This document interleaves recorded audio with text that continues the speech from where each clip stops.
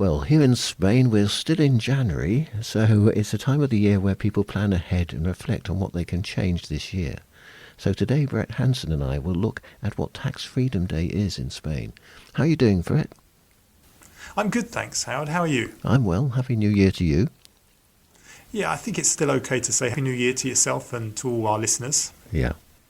Well, of course, at the new year we have resolutions, even though they may be out of fashion somewhat, but we must include getting our financial planning in order, and part of that is tax and estate planning, and how effective tax planning may improve your tax situation. But, Brett, one topic we touch on every year, I remember they said they were called chestnuts, I think, when they came around at the same time every year when I was doing spelling, I think, in an early prep school, I remember, when something comes around regularly, and it is Tax Yeah. Freedom Day. So if listeners haven't heard it before, what is it? Yes, Howard. In fact, I remember covering this subject with yourself at the beginning of 2022. So the last time I covered this was 2 years ago. And Tax Freedom Day is basically the day in the calendar year when someone has earned enough income to be able to cover all the taxes which need to be paid on that income for the year. And only from this date until the end of the calendar year will the income someone earns be 100% for them and their family to live on, and not for the taxman. In other words, Howard, until the tax freedom date, all of the income someone has earned from the 1st of January to that date will only cover the taxes due on that income for the year. And there are a few institutes which look at this. And what they do is they take the average salary someone earns in a particular country, then deduct what the income tax and social security would be for that salary in that same country, and arrive at both an overall rate of tax and the day in which all of the taxes for the year has been paid on that income. Once they've completed their calculations, they then normally produce a report comparing the tax freedom days for the various countries they have studied. These institutes also normally rank these countries. And for the past 14 years, the Institute Economique Molinari has been measuring the taxes payable across EU member states and the UK. Of course, Howard, this analysis is only indicative of the average taxpayer in each country, so normally higher earners will generally have a later tax freedom day. And if you're retired, for example, then you don't have to worry about social or national insurance contributions, which are also taken into account in these calculations. But I find the report makes for an interesting read if, for example, you're interested in knowing how the country you are earning your income and paying tax on compares with other countries, or if you would like to know which countries have the lowest tax rates when it comes to receiving a salary. I also think it's a good indicator as to what a particular country's general political stance is on taxation, whether it's a high taxation or low taxation country. So open Pandora's box and tell me which EU countries had the earliest and latest Tax Freedom Day. Yes, let's open that box. Well, Cyprus had the earliest date with the 16th of April, and this was followed by Malta with the 27th of April. At the other end of the spectrum, France continues in its position as the country with the latest tax freedom day, falling on the 17th of July. In fact, when we discussed this, Howard, 2 years ago, France were joint last with Austria. But over the intervening 2 years, Austria has reduced its tax burden, and so France now stands alone with the latest tax freedom day. And how did Spain do? Where does it fall in the rankings? Well, according to the study, Howard, Spain's tax freedom day fell on the 8th of June, 1 day later than the previous year, placing it 12th in the rankings and 2 days before the average tax freedom day across the EU, which was the 10th of June. This means that last year, Spanish employees will have worked for 159 days just to pay their tax due on that income.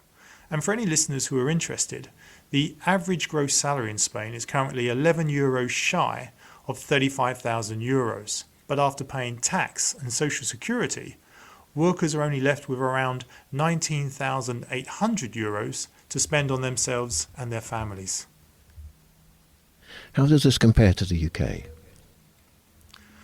Well, the UK's Tax Freedom Day came out pretty good in that it was third in the rankings after Cyprus and Malta, landing on the 9th of May.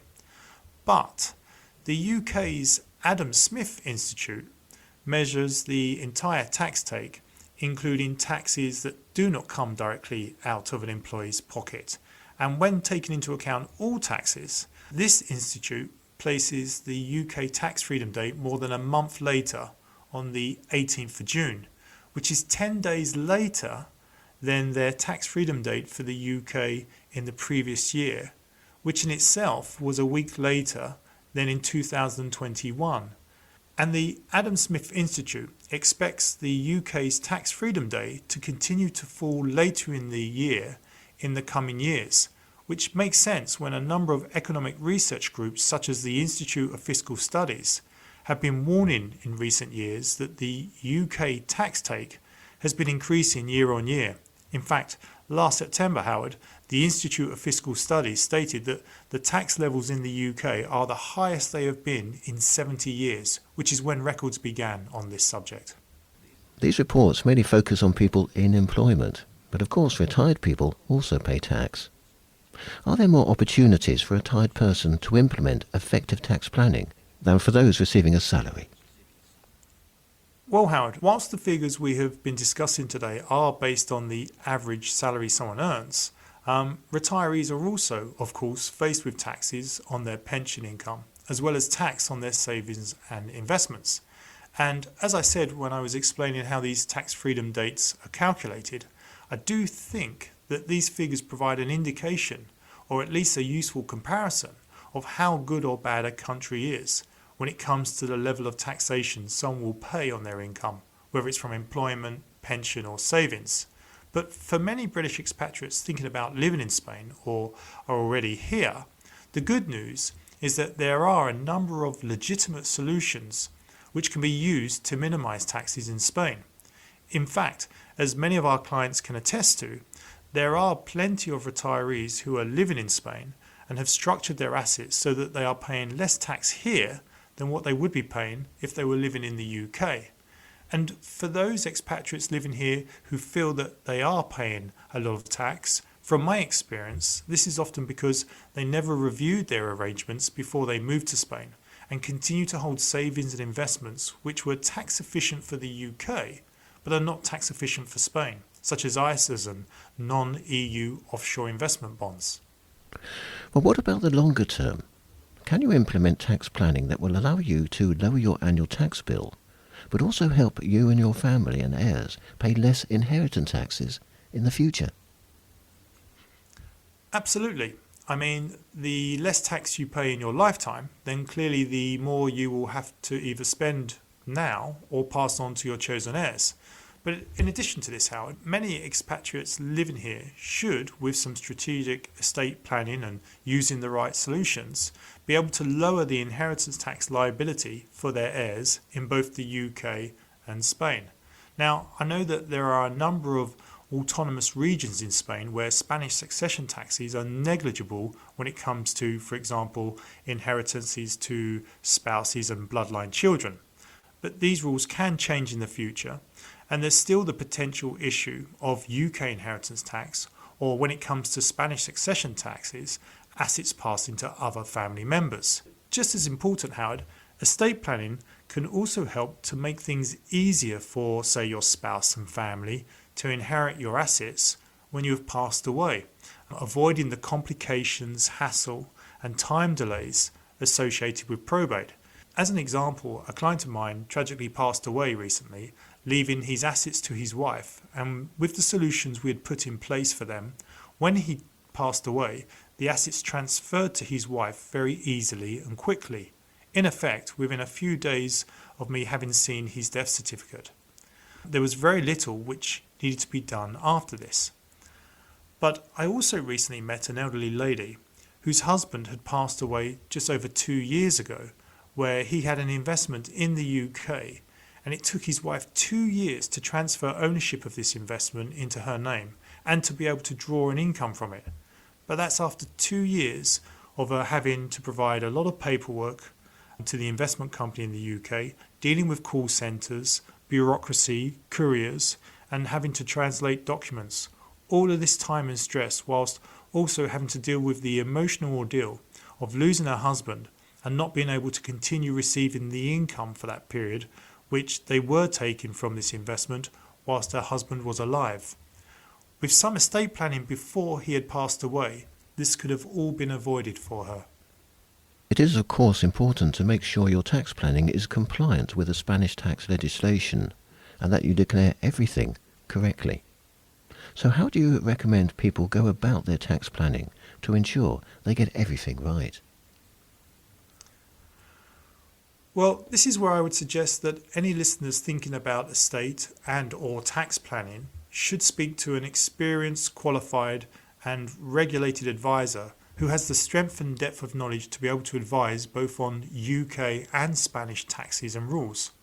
I would suggest that they deal with an advisor who is local to them so that they are on hand for ongoing advice and assistance, but have the resources and international presence to be able to provide advice if you were to, say, return to the UK to live. Of course, I believe that with nearly 50 years of experience, all of our advisors having the level of qualifications to meet both UK and European standards, and the fact that we have a number of offices in Spain and in the UK, Blevins Franks meets these requirements, and so should any listeners like to speak to one of our advisors, they can contact their nearest local office by going to our website, blevinsfranks.com. Many thanks, Brett. I think we'll talk in about 3 weeks. That's right, Howard. Thanks very much, and speak to you in 3 weeks.